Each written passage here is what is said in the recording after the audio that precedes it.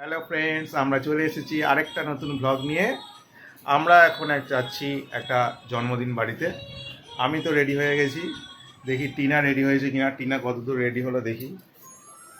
একটু গয়না সিলেক্ট করছি। এটা ভালো লাগছে কি?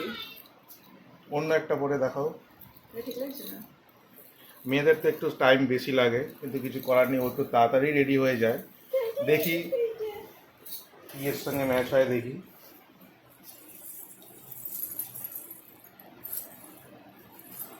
এইটা ঠিকঠাক যাচ্ছে। এটাই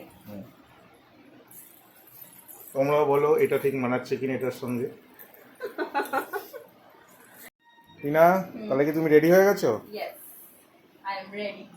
আর কিছু বাকি নেই তো? না, কেমন লাগছে? বলো। এদিকে মাও রেডি হয়ে গেছে, দুজনে অর্গানজা, দুজনেই আছে। একই সাথে। ফাইনালি আমরা হয়ে গেছি রেডি, আর আমরা এখন যাচ্ছি। আবার দেখা হবে বার্থডে পার্টিতে। টাটা। তো এখানে আমরা দাঁড় করে নিয়েছি টোটোকে, আর আমরা তারপরে বসে গেলাম টোটোতে।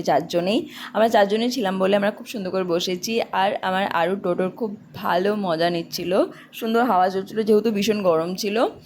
তারপরে আমরা পৌঁছে গেছি জন্মদিন বাড়িতে। ওখানে সবার সাথে দেখা করলাম, কথা বললাম। খুব সুন্দর সাজিয়েছিল, সিম্পলের মধ্যে বেশ ভালোই, খুবই সুন্দর সাজিয়েছিল। তারপরে আমি বার্থডে বয়কে গিফটটা পরিয়ে দিয়েছি। মা বলেছে তুমি পরিয়ে দাও, যে ঠিক আছে।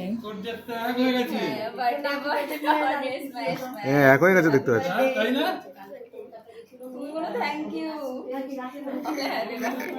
ঠিক আছে।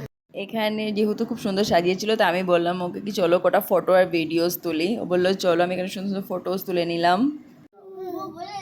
ওটা সুন্দর।